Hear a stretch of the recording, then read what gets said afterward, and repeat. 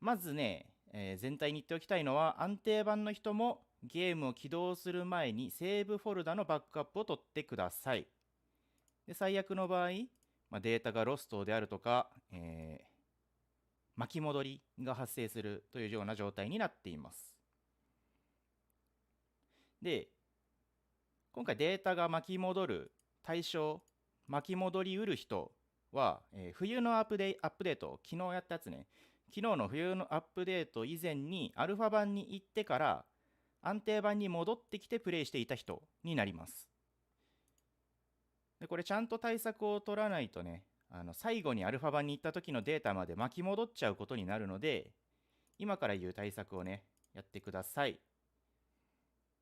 で、その方法としては、冬アップデ後、まだクラフトピアを起動していない人が取れる対策は、まずセーブフォルダ、この上の方ね、ユーザーオーナーアップデータローカルローポケットペアクラフトピアセーブのこのセーブフォルダにアクセスして、フォルダの中身を丸ごと別の場所、デスクトップとか、ドキュメントとかどこでもいいんだけど、全く別の場所にコピーして保存してください。で、コピーして保存すれば、ひとまずデータが消えても復元できるようになるので、まずはね、まずはこれをしてください。ずっとアルファ版にいる人は大丈夫です。アルファから安定版に戻って、かつ、Steam クラウドのバックアップがオンになってる人がね、対象になるので、アルファ行って、冬のアップデート以前に安定版に戻った覚えがある人が対象になります。で、今データのね、バックアップをこんな感じで取りました。で、次は、クラフトピアまず起動して、で、最初、冬アップデートのタイミングでね、起動すると、データの変換処理がされるんだけど、それをした後に実際にログインしてみて、データが巻き戻ってなければもうそのままで大丈夫です。で、明らかにデータが巻き戻ってる。または巻き戻ってるかわかんないけど不安だと思う人は、一旦クラフトピアを終了してから、Steam のクラウドバックアップをオフにしてください。アルファ行ったことない人は大丈夫です。ずっと安定版にいる人は大丈夫。で、Steam のクラウドバックアップをオフにする方法は、Steam のライブラリ画面でクラフトピアのところから、歯車、管理っていうところからプロパティに入ります。で、プロパティの一般のところを見ると、Steam クラウドっていうのがあって、Steam クラウドにクラフトピアのゲームを保存っていう、チェックボックスがあります。これを外した状態にしといてください。これ外しておけば、Steam のクラウドとデータのやり取りされることがなくなるので、これがオフになった状態で、さっき保存したバックアップの方から、これちょっとさっき写しちゃったんで一回消すと、一旦このクラフトピアのセーブフォルダの方を空にして、さっき取ったバックアップのデータを、特にこのセーブデータ .ocs ね、セーブデータ .ocs だけ、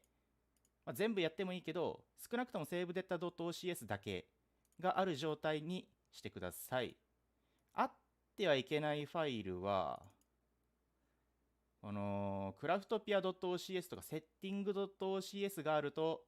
うまくね、データが変換されないので、一番確実なのはセーブデータ .ocs1 個だけが、このクラフトピアのセーブフォルダに入っている状態です。この状態にしてください。で、その後にクラフトピアを起動すれば、このセーブデータ .ocs をもとにデータ変換処理がなされて、このバックアップの時点から開始することができます。以上がね、今起きてるデータが巻き戻る。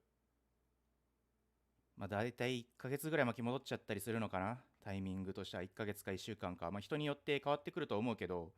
アルファに行ったタイミングまで巻き戻りが起きる可能性があるので、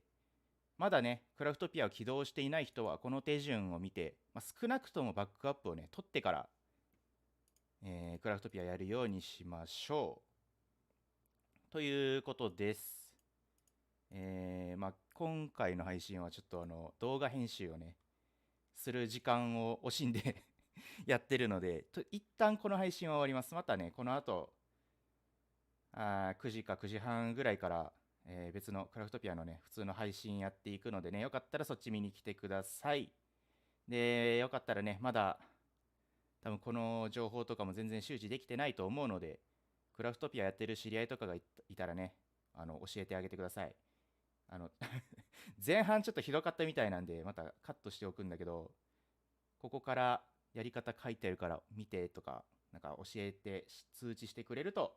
嬉しい。そう、雑さんもね、巻き戻っちゃったらしいんでね、結構いろんな人が遭遇してるみたいなので、そうそうそうそう、まあだから安定版でも、まあたまにバックアップは取っておいた方がいいっていうことなのかな、今回は。今回の教訓は。だと思います。では、この配信はここで終了します。